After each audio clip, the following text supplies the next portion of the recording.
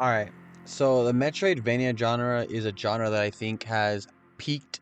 Yeah, maybe not peaked, but it's been growing and growing in popularity ever since games like Guacamelee, Ori, Hollow Knight, to name a few, right?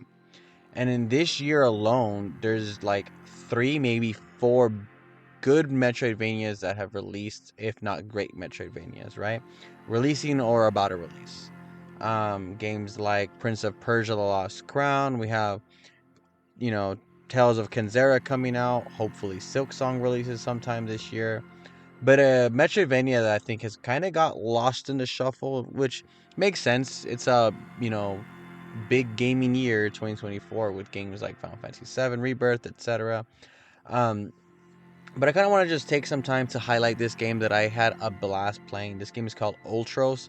Ultros is a weird mix of Metroidvania slash roguelike dungeon crawling game. Um, I had played this game last year back at like a Day of the Devs, and I had a blast playing through that demo. I played and beat it kind of a while back, and I just didn't really have time to talk about it. So I kind of just wanted to make sure I didn't forget about this game, make sure I give it at least some type of spotlight in this small YouTube channel. If you guys like this video, do me a favor and like this video. Please consider subscribing because that does help me out tons. Without wasting any more time, let's get into Ultros, the Metroidvania roguelike game that really shines in my eyes. I think Ultros, when you play the game, it is super, super smooth from the combat to the platforming to some of the puzzle mechanics. A lot of it is very dynamic. A lot of it stands out to me in a wide sea of Metroidvanias, right? When you look at some of the great Metroidvanias like Super Metroid, Metroid Dread, Castlevania, obviously, tons of great franchises have really done a lot to solidify what a Metroidvania is, feels like, etc. And games like Hollow Knight and Ori kind of took those templates and modernized it, made it feel a little bit better, add a couple more mechanics, etc. I think Ultros is doing something slightly different where a lot of the gameplay mechanics really, really alter what you can do in a similar space. So when I say this game is a roguelike, it is very much a roguelike where you kind of get to a point of, like, I guess, an objective marker, and then the game restarts and then you're in the same environment just with more skills, and a couple other things will play out and change the scenery, change where you can get to, etc. And a lot of that plays really, really well with a Metroidvania like, I think, environment, right? Where things are constantly changing, right? You might go to one place and there's typically um, no way to reach a ledge, but because you have a skill that allows you to get there, or because you had unlocked another path that lets you get there now, it definitely changes the dynamic of, I think, what a Metroidvania map could be. I think when you look up like Hollow Knight, right, there's a lot of backtracking, there is a lot of kind of just reaching spots you couldn't reach due to a new ability you have. But a lot of it feels kind of like there's a through line to it all. Versus this game, there's a through line, cut, restart, through line, cut, restart. Very much, again, like a Dead Cells or something. It is something that at first I found a little jarring and kind of a little annoying for a second. But then as I started building and building, out like little shortcuts or some of the skills that I was getting and keeping, a lot of it started to open up in a way that I didn't think a Metroidvania could kind of open up. This utilizes, like, I think, a same space environment in a way that a lot of games don't, right? Again, you look at Hollow Knight, a big 30-hour Metroidvania with a lot of different, places that you go to, you kind of venture out really far. And sure, again, you backtrack a lot, but eventually, it is pretty much just the map is expanding and expanding and expanding, and you're trying to reach places. This isn't so much that the map is necessarily expanding, expanding, expanding. It is more so that you're finding different paths to reach certain spots. You'll get to a certain puzzle mechanic that requires you to have a certain skill, stuff like that. And a lot of this is done through the, like, plant mechanic that they have. So essentially, what you do is you get a seed. There's a bunch of different seeds that grow different plants. You plant it in a certain spot, and then it'll grow over time. As it grows, it'll unlock new paths, it'll unlock new upgrades for you as you eat the fruits, etc. Stuff like that that I felt like was kind of very ingenious in a Metroidvania game. Again, it's something I haven't seen, right? And I'm not gonna sit here and say I play every Metroidvania that's ever released, but again, for me, it's something that is new to me. Um, it adds not just something that artistically looks gorgeous, because again, this game's art style is just phenomenal, but it adds another layer of how you're going to get across certain things, because again, no plant is going to grow the same. Some grow wide, some grow up, some kind of drape down like grapevines. So a lot of that is going to play into how you're going to get across certain areas. um, a lot of it is going to play into why you would want to choose to drop a seed in a certain spot versus another spot.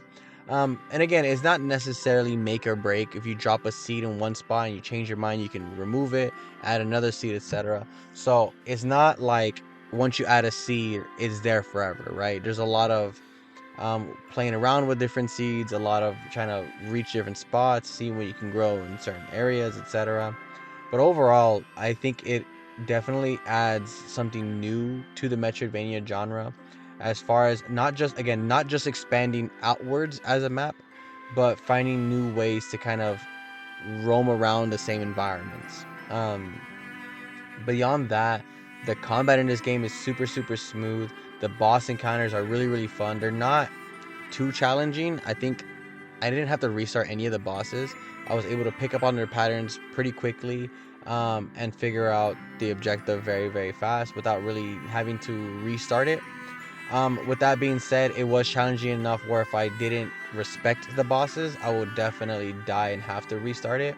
So I'm glad that I took my time and I kind of paced it out and pretty much beat every boss first try. But I could definitely see that if you don't take the time to really learn the way the game plays, not just, your skills, but the boss's capabilities, etc., then you can definitely struggle hard in this game.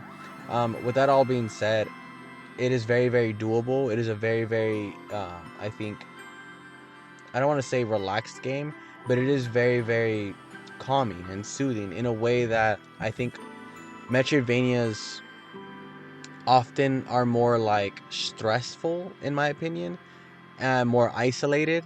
And this game, it feels isolated for sure, but in a way that is more calming and soothing than it is kind of like, maybe like I think some people will look at Metroid as, dreadful, right? It's definitely a lot more, isolation and cold than it is like isolation and warm. This game, whenever I run into a new NPC, they're very, very relaxed, right? They're relaxed in this world in a way that you don't see in a lot of games. They communicate to you things that are very, very helpful. Everyone is very, very friendly. Aside from obviously the enemies that are trying to kill you, everybody else is very, very like soothing. And I think again, it's a weird contradiction to what I think I normally feel from Metroidvanias. Um, I think when you look at what makes a Metroidvania, a lot of the backtracking, a lot of the upgrading skills, a lot of the isolation, this game has it, but it has it in its own flavor that makes it very, very unique. It doesn't feel like it's running the same, you know, trends that I think a lot of Metroidvanias do. Because for games like Hollow Knight that are amazing, a lot of it feels kind of like I've seen it before. Same thing with Ori, same thing with any Metroid game that I played. Um, Again, those games help to solidify the genre in ways that these games like Ultros would never be able to have got there without the foundations, the building blocks, the, bar being set with games like Hollow Knight. And not to say that Ultros is a better Metroidvania than Hollow Knight, because it just isn't. But it definitely has its own spice and its own flavor that make it feel so much more unique, in my opinion.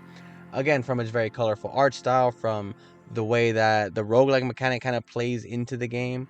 Um, Overall, my time with Ultros was, it was a fun time. I beat the game in 9 hours, so it's not too time demanding, right? I think Metroidvanias, when they run really, really long, can be very time consuming. So I'm glad that this game knew when to end it without it being annoying or being too much of a drag.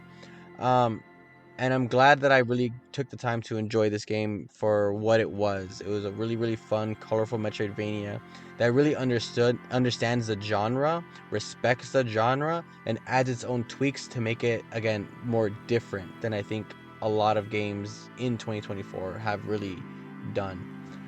If you guys haven't got a chance to try Ultros, I highly recommend checking it out. I played it on PlayStation 5. I think it is exclusive to PlayStation. It might be also on Steam, so that's something you're gonna have to check for yourself.